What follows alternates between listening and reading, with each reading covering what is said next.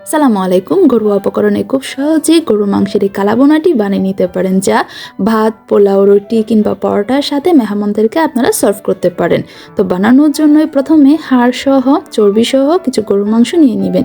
এরপর তাতে 1 কাপ পরিমাণ পেঁয়াজ কুচি দিয়ে সামান্য দই দিবেন। এরপর পরিমাণ মতো লবণ দিয়ে তার মধ্যে আধা চা চামচ হলুদের গুঁড়া, 1.5 চা চামচ ধনিয়া গুঁড়া ও 2 চা চামচ মরিচের গুঁড়া দিবেন। এরপর সামান্য দারচিনি গুঁড়া ও সামান্য জিরা গুঁড়া দিবেন। এরপর কয়েকটা তেজপাতা দিবেন, তারপর এলাচি, দারচিনি আর 1 কাপ পরিমাণ টমেটো সস আর আধা কাপ পরিমাণ সরষের তেল দিয়ে তারপর স্টার মশলা, তারপর কিছু জয়ফল জয়ত্রী, 2 চা চামচ আদা বাটা, 2 চা চামচ রসুন বাটা দিয়ে সবগুলো উপকরণ হাতে খুব ভালোভাবে মাখিয়ে নেবেন। মাখানো হয়ে গেলে তাতে আধা কাপ পরিমাণ পানি দিয়ে তা এভাবেই চুলায় দিয়ে দিব। এরপর মাংস সেদ্ধ হওয়ার জন্য মিডিয়াম আছে প্রায় 1 ঘন্টা মতো রান্না করে নিব।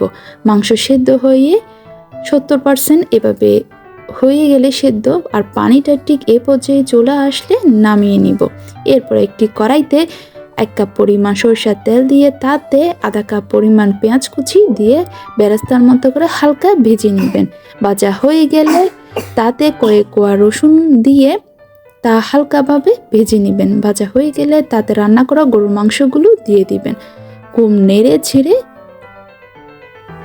কয়েক মিনিট ভেজে নেবেন। এরপর তার মধ্যে কালাবোনার এই মশলাটি প্রায় 1 চা চামচ দিয়ে নেড়ে ছেড়ে মিডিয়াম থেকে লো আঁচে রান্না করবেন। এরপর সামান্য গরম মশলা গুঁড়া ও সামান্য জিরা গুঁড়া দিয়ে ঢাকনা দিয়ে ঢেকে লো আঁচে রান্না করুন যতক্ষণ না পর্যন্ত মাংসটির কালার কালো হয়ে আসে।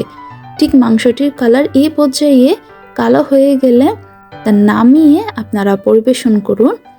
সাথে উপরে কিছু ধনিয়া পাতা, শুকনা মরিচ আর বেরেস্তার সাথে এটি সার্ভ করতে পারেন।